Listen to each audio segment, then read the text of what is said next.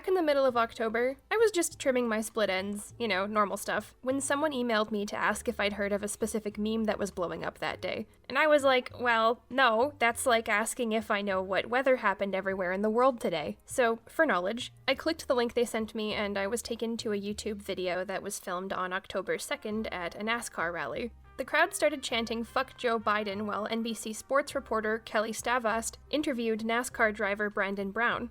When it was apparent the noise could no longer be ignored, she paused her interview and acknowledged the crowd like so. As you can hear the chants from the crowd. Let's go, Brandon. Brandon, you Was she suffering from some kind of bowel problem? Did she get stressed out about how the chant was affecting her interview with the guy who is very important and drove a car in a circle 200 times fast? Did she want to pretend there were no swear words being said so the footage was still appropriate for mainstream audiences? Or did she maybe love Joe Biden and resent the crowd for freedom of speeching all over her beliefs? I don't know. I don't know why Kelly Stavast said this. Nobody knows. Not even Stavast, and we can't ask her about this anymore. It's been too long. It would be embarrassing. What Stavast couldn't have anticipated when she executed this dodge was the way that her alternative phrase would be widely taken up as a popular synonym for "fuck Joe Biden."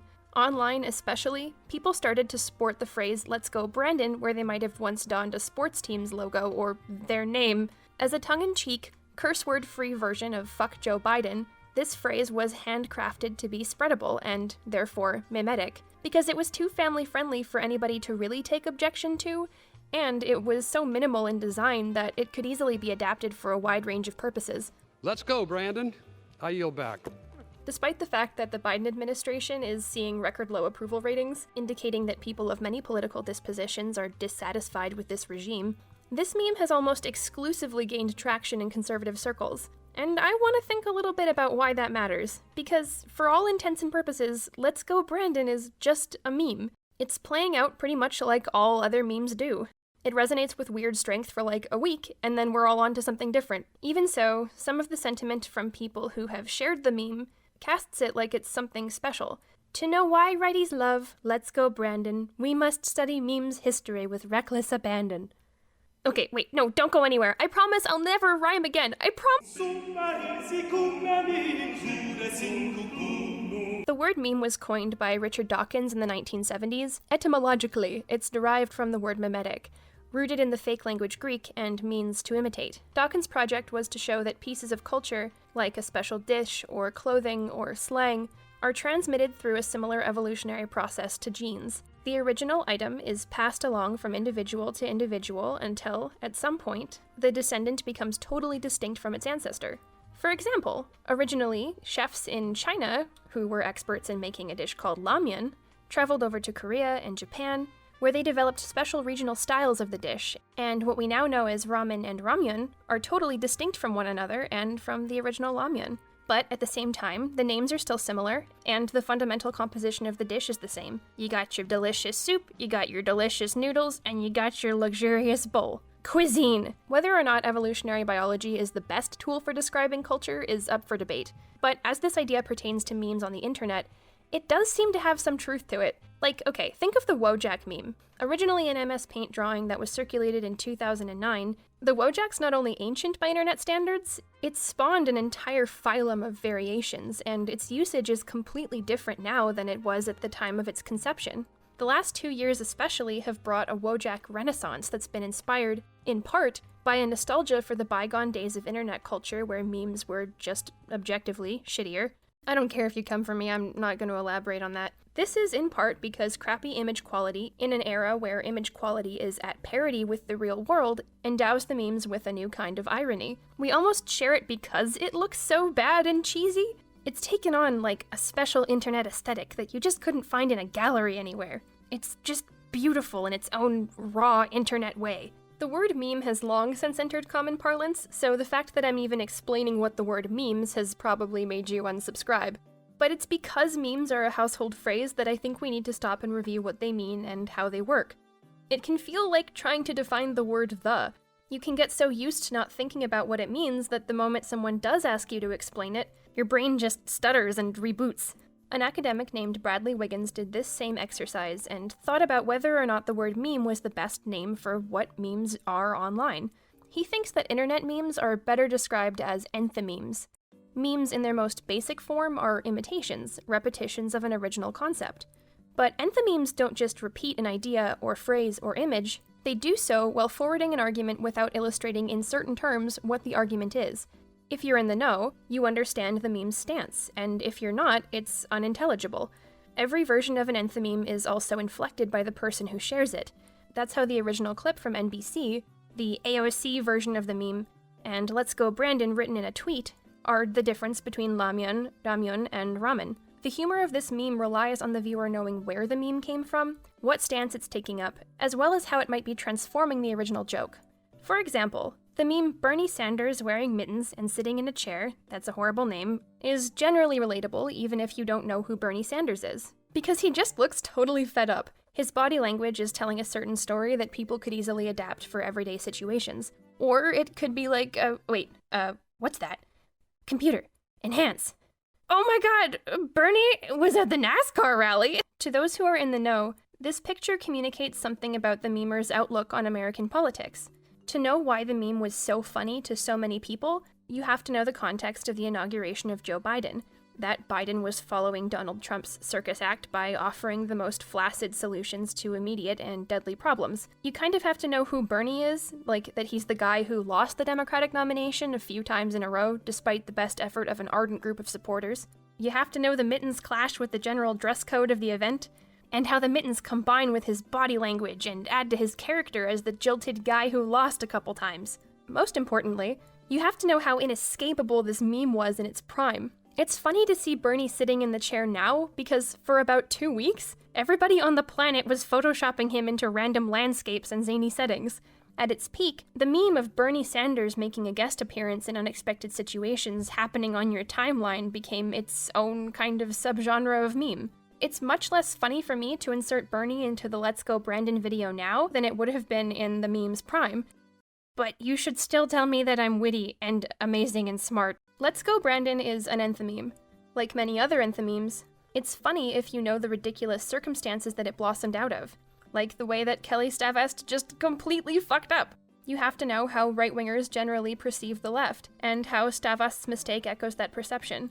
The right in the US believes the left willfully ignores core contradictions in its politics, specifically in a display of self-righteous contempt towards the right. To conservatives, especially, leftist politics seem inauthentic and disingenuous, like a stance that you can only adopt by willfully ignoring the legitimizing power behind conservatism. Conservatism views itself as the most authentic stance, the truest expression of your intuitions, the brave intellectual battle formation that you fall into when you refuse to sugarcoat the truth. Stavast's fuck-up seems, from that perspective, like a tiny representative piece of the mainstream media thumbing its nose at the right. If you read this mistake uncharitably, Stavast seems to be deliberately ignoring the obvious majority's beliefs. Or, in the words of Forgiato Blow, the media, they trying to play us like fools, yeah. You know she heard fuck Biden too, yeah. This is exactly what so many of Donald Trump's most passionate supporters insisted led to Biden's election. It doesn't matter that Biden isn't a leftist. It doesn't really matter what the mainstream media even means. In conservative circles, this was the quintessential interaction between conservative communities, shouting their beliefs in the most clear possible language, and their antagonists, powerful institutions that have people who hold microphones. The meme represents the triumphantly resounding anti-Biden and anti-leftist sentiment in American politics that just can't and won't be ignored. The meme's archive is built by millions of people contributing these little adaptations. Let's go, Brandon, and like a capsule version of that wider dynamic, the meme's popularity proves that right-wingers' hypothesis was correct. Everyone is, in fact, conservative, and the mainstream media just can't face the truth, that their precious president is fuckable, and so they're lying to make Donald Trump look bad, and enable centrist Joe Biden's communist agenda. Many Let's Go Brandoners like to pretend that NBC or CNN are controlling speech, and the only way they can really criticize the president is if they use the meme as a code to talk back to the powers that have been suppressing them. Because right-leaning people will look out upon their country, the heart of austerity measures, the site of a giant, deadly experiment in neoliberalism, and then decide that conservatism is being targeted or censored, and that the stability of their nation is being undermined by iconoclasts with blogs, rather than, I don't know, capitalism. This meme just didn't cross over that chasmic divide between right and left spheres online. Let's Go Brandon became newsworthy because the right just doesn't get a lot of good memes that are just for them. And yeah, certain people have no idea what to do with that. I think that's because the only memes that tend to make the leap over the chasm that divides the right and the left, up to this point anyway, have typically been the ones that are made by fascists. So what can we take from this? Surely popular culture has lessons to teach us. Memes are funny, they're exciting, they feel historically important, they're artful, and that's because they're legible. We notice them because we are able to notice them, because they are telling us what they are. The things that are illegible fly under our radar. We don't notice the things that we can't read. A massively viral meme in this way feels like a victory, because it feels like the internet has totally soaked up all the things that you agree with, and the course of history has been changed. While conservatives felt like Let's Go Brandon was starting a revolution, I was distracted because I finally understood all the references to I Think You Should Leave on Twitter. The bones are their money. Bozo did the dub. We gotta find out who did this. Oh my god, he admits it! Please, find me relatable. I am dying to connect with you. Once upon a time, the internet's hallowed comment sections boomed with the meme refrain that the left can't meme. Nobody really says this anymore, and maybe that's because as the future seems to die, wealth inequality reaches obscene levels, and activists do a lot of important consciousness raising, of course. Leftist politics have diffused past niche internet spaces. And maybe it was even true once.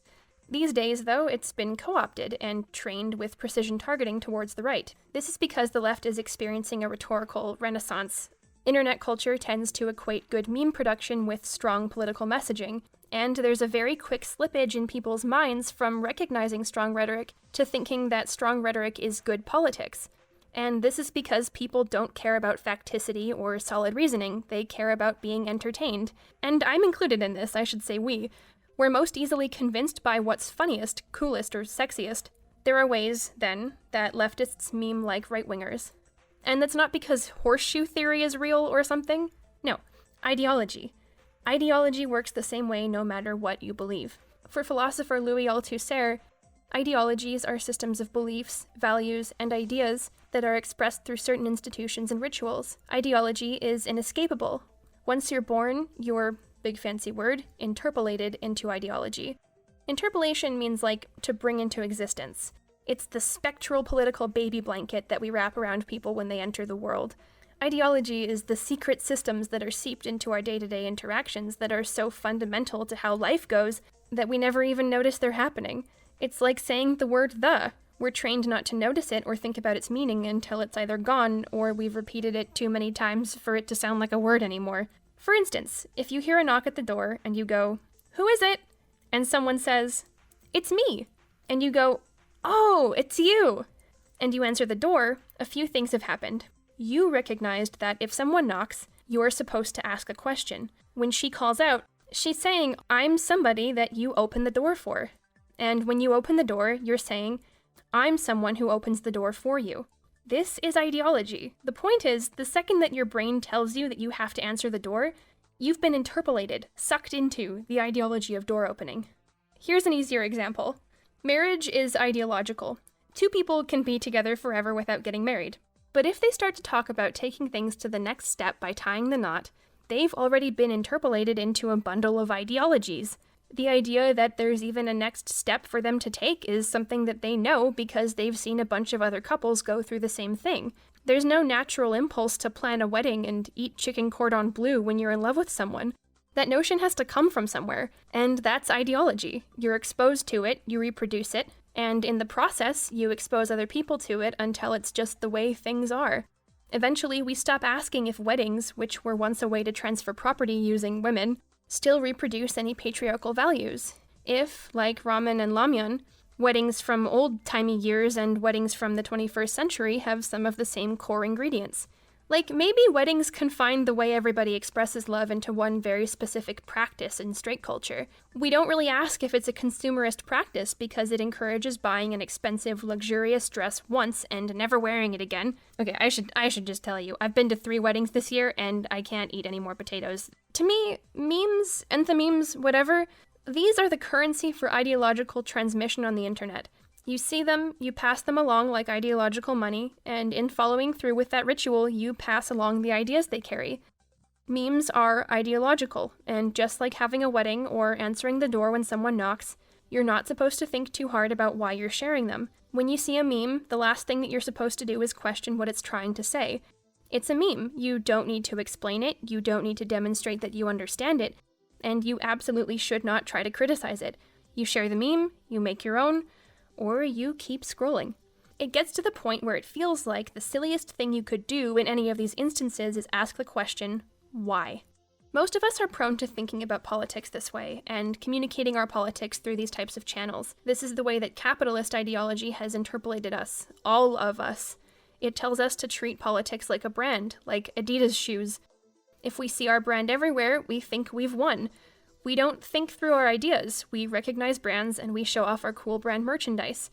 When I saw Bernie Sanders all over my timeline in multiple meme forms, I thought that maybe socialism was going to happen in the US and also the rest of the world. Much like the Let's Go Brandoners, I used my timeline as a faulty litmus test for the trajectory of American politics, as well as the potency of leftist messaging. And I'm not even American! So I'll close off with 2 notes. Firstly, to conservatives, congratulations on your meme, that's very exciting. Maybe next year you'll get another one, and it'll have a more pronounced visual component. That's something to look forward to. For anybody else who might feel like me, sometimes producing and curating a page full of banger memes feels like a victory against the stock market. But at the same time, memes, or even some of the basic beliefs that we hold, might be the ghostly presence of ideology knocking at the door, baby blanket in hand, waiting for us to answer. They give our brains little happy jolts. They show us that other people out there are agreeing with us, but they don't ask us to think about their logic. It's useful, I think, to consider the ways that leftist memes might be like right-leaning memes, kind of like comparing ramyun to ramen. Because if, instead of using critical thinking and solid evidence, you use memes as a metric for good messaging, you're effectively abiding by the rules that were created under right-leaning politics. When 4chaners said, "The left can't meme," and people responded, "Oh yes we can!" They conceded to those terms and conditions. We said, yeah, that matters, instead of, you're a bunch of liars, and what does this have to do with the fact that nobody should be without food and shelter? I'm not saying you shouldn't make dank memes. What I am saying is, we need to think about the role that memes play in political discourse a little bit more, and to think about how they package in ideology that they're supposed to be speaking back to. I tend to think that people can just be solved, like if you talk to them for an hour, you've got them figured out, but that's not true. People can always surprise you. The vast majority of memes don't allow for that. They rely on us thinking of other people's brains as little boxes that can be summarized in 2 words. They thrive when they're treated like the ultimate dunk, like the last word in a conversation that only has simple answers. Sometimes we have to think a little bit more about stuff to figure it out, even conservative ideas. I suppose, ultimately, Let's Go Brandon is a reminder that from the moment we're born, we're sucked into the sinkhole of ideology. Whether Stavast realized what she was doing or not, she became the mouthpiece of an ideological behemoth that called out at the conservatives' front door, "It's me!" And they answered back. In conclusion, I need to delete my router. I can't take this anymore. Thanks to my patrons for supporting this channel and keeping me photosynthesizing. I don't charge them every month because I feel guilty taking money, but when I do, I feel nothing but pure gratitude. So seriously, thank you to Thomas, Sheldon W., Ben Hiltonen, Cooper Jones, Joseph Abrams, Josie the Riveter, Pat Healy, Shreya G., Eric, Femi, and Damian Mason.